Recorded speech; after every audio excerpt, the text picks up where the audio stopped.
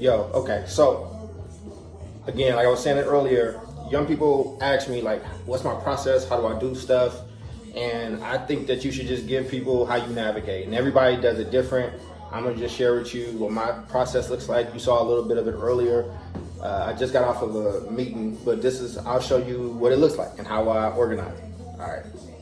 So this is the board that I work from. I got an Asana account and all that stuff, but this at the top is old. It just stays there. It's how I think. Everything I do is around agency and basically how does this make people better, stronger, regardless of systems, right? So what that leads into is all the stuff I create, which is the People's Literacy Fund, which is funds, books. I'm working on 2 of them now, right? My talks, the podcast, blah, blah, blah, all that stuff.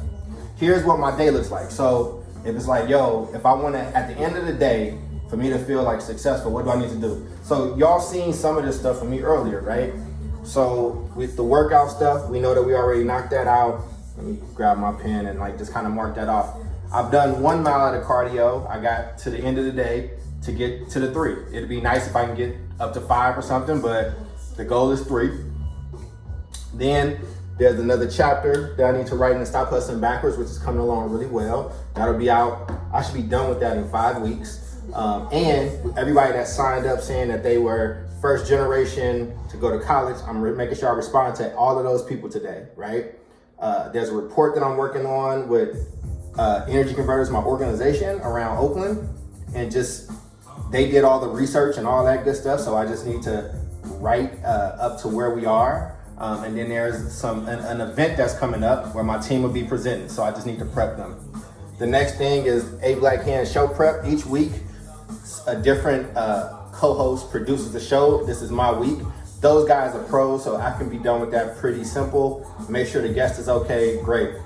The Black and Brown show prep is different, right? That's a new show, smaller series with me and 2 of my Latino brothers in his work.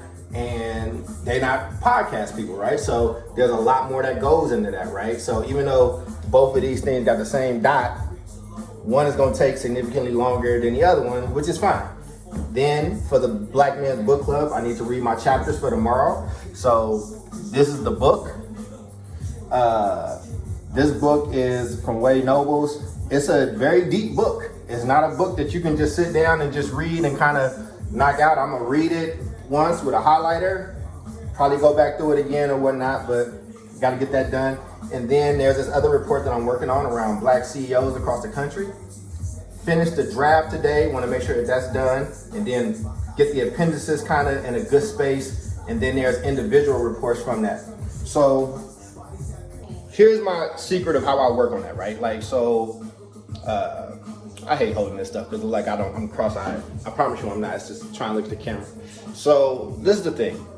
Most people set a goal of 3 things, all right? That's just a number. There are numbers of completion. 7 is a number of completion. People use 3, 10, 5, kind of easier, like simple numbers, right? So a lot of people set like 3 goals a day. And if you knock those out, you're in a good place.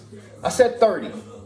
Now here's the thing. I don't always hit the 30, and it's not necessarily 30, but I set an exponentially larger amount of goals per day than the average person does. And here's the thing, I fall short of it every day, but let's say I set a goal of 25 things and I only knock out 12.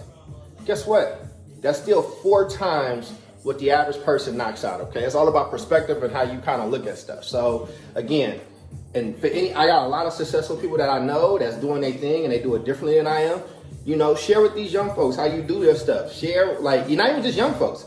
There's young people that look, there's parents all the way to grandparents, right? That's trying to figure out the nuances and the steps to actually get certain things knocked out. You know, I do that. I wear my own clothes every day.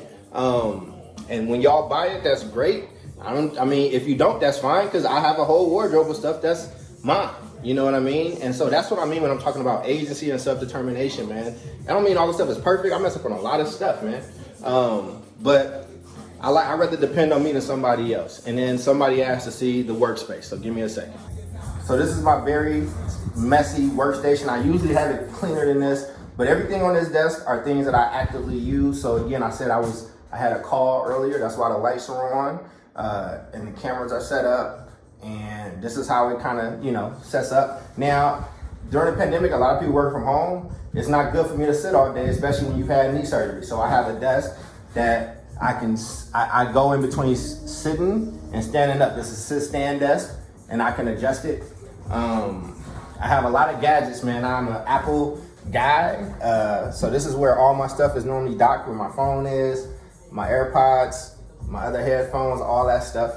And then this mixing board is probably one of my best investments. I can do so much with that. I can do everything from a podcast to nicer Zoom meetings to if I wanted to do Clubhouse, right? And like instead of talking to my phone like everybody else, I have a whole like kind of setup, right, that I piece together. So, and I told you, I can't see worth a damn, but I have a very strong nose. So you will see everywhere you look, there's a candle lit, or, you know, there's like over there's a candle lit. And Palo Santo, I love Palo Santo. It's just like when I'm working or if I'm frustrated, like I'll light that and just, you light it and it goes out instantly, but the smell is a good, strong smell. So that's what that looks like, man. And hopefully that was helpful to somebody. And yeah.